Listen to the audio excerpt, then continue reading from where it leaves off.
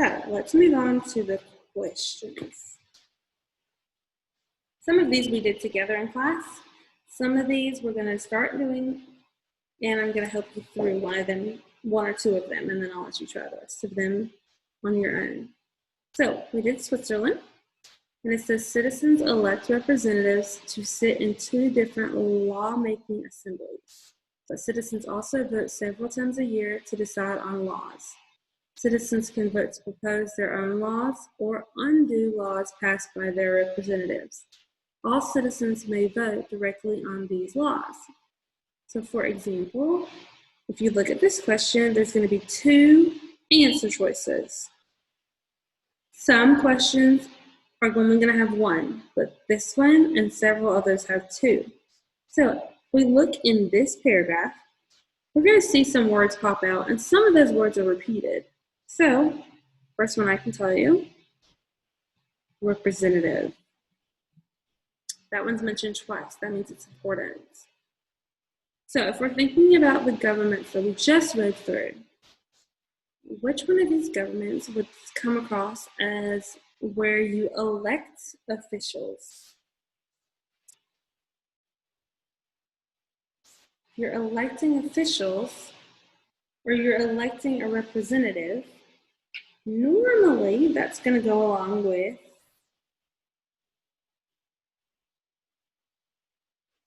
a representative democracy. If you look here, it says citizens elect leaders to represent their rights and interests in government. So we know that the first one that we can mark off, or the first one that we would have, is a representative.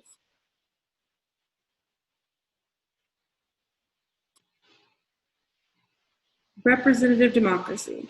And you don't have to write democracy there. I'll know what you mean if you write representative. The other one we'd have, if you look at that last sentence, it should help us figure this out. It's getting dark. Just a moment. So if you look at what I have here, I have 2 of these words that are the same underlined. That kind of gives you an example of how you can kind of figure out the other ones. So the first one I have is representative. So the question says that the example says that citizens elect representatives. So if they are electing representatives, that's going to go for representative democracy. Because in a representative democracy, first part, citizens will elect leaders to represent their rights and interests in government. So we know that one is representative. Now, there's one more. If you look at the last sentence, it kind of gives you a clue. All citizens may vote directly on these laws. If we look at our examples and we look at our reading, we can find somewhere where it talks about citizens voting directly. Direct democracy. If you look here for direct democracy, you'll see citizens are directly involved in the day-to-day work of governing the country. So we know that the other example is going to be direct.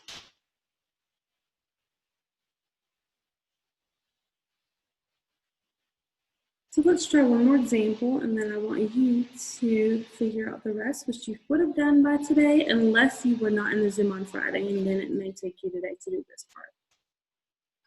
In 1948, from 1948 to 1994, official policy in South Africa gave white people all the political power. Even though the majority of South Africans were Black, non-whites could not influence government. White South Africans elected representatives to sit in the law-making body. So, one of the main issues that they had are the fact that only a certain group of people could vote. Only white South Africans were allowed to vote. Now, if only one or only a certain group of people are allowed or given power in this society, if you look in this section, we're gonna know that it's oligarchy, because right here it talks about examples, and one includes race. So If you look at the example, it says that even though the majority of South Africans were Black, non-whites could not influence government, meaning only that group of that race was allowed to vote. So that means one of these is an oligarchy. The other one, if you look right here, is similar to the first one we answered. If they elected representatives, and then we already know that's a representative democracy.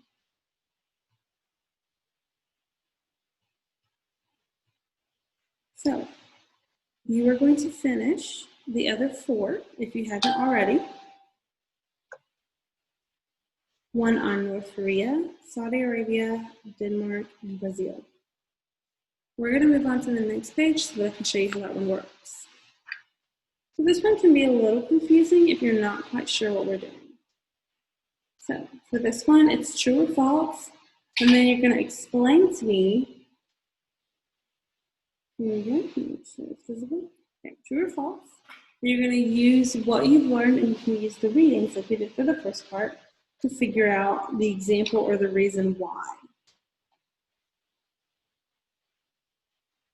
Okay, so for the first one, it says a monarchy can be like a dictatorship, or it can be part of a democracy. So for that one, a monarchy. If we go and look at our notes, we'll see it's talking about a monarchy, and the question is, a monarchy can be a dictatorship, or it can be part of a democracy. If we look here at a monarch, it says here, monarchs usually share power with other parts of government. Often they are also subject to the country's constitution. So that means that even if they are in control, they still have to follow the laws and go along with what the government is set up to be. So it could be true. It is true. Because a monarchy is one person ruling. Normally they're a king or a queen, which means that could be a dictatorship, and it also could be part of democracy because they still have to go along with a regular government. So I'm going to write that here.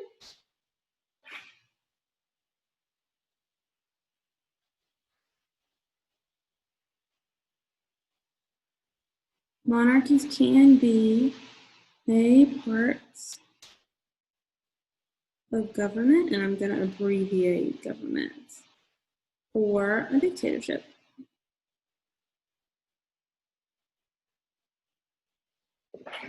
Perfect. So that kind of shows you how that one would work. Sorry if my handwriting is the best. I'm going to give you another example. Number 2, a dictatorship can also be a democracy. Now, if it's a dictatorship, that means that only one person has all of the control. If it's a democracy, that means the citizens have power. The citizens are in control. So is it possible for it to be one person in control and everyone in control? No. So we know this one is false. So you can't have a democracy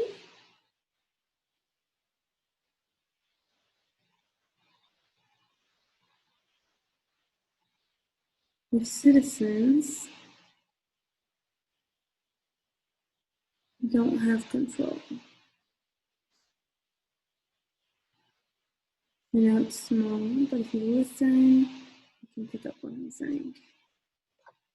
So the first one, we said a monarchy can be like a dictatorship, or it can be part of a democracy. So our reason, that is true. Monarchies can be a part of government or a dictatorship, either one. And number 2, a dictatorship can also be a democracy. And that we know that that is false, because you cannot have a democracy if your citizens are not or do not have any sort of control. And they wouldn't if it was a dictatorship. So you're going to finish 3 through 8 doing the exact same thing that I did. Also, let's look at part C, because that one can be a little confusing if we don't, well, I'll do an example to make sure everybody understands. So, C says solve the crossword puzzle using vocabulary from the reading. Meaning we're going to be looking at those same words that we've been looking at. We're going to make them work for these. So let's try 3 across. Type of democracy where citizens elect leaders to represent them in government. So we already know there's only 2 choices because they said it's a democracy. And in a democracy, it's either going to be a representative or it's going to be direct. So if this says that they represent them in government, between direct and representative, we can figure out that it's going to be representative. So if you look back at our notes, in a representative democracy, citizens elect leaders to represent their rights and interests in government. We keep coming back to that first sentence because it's important. So we know that representative will go across for number 3.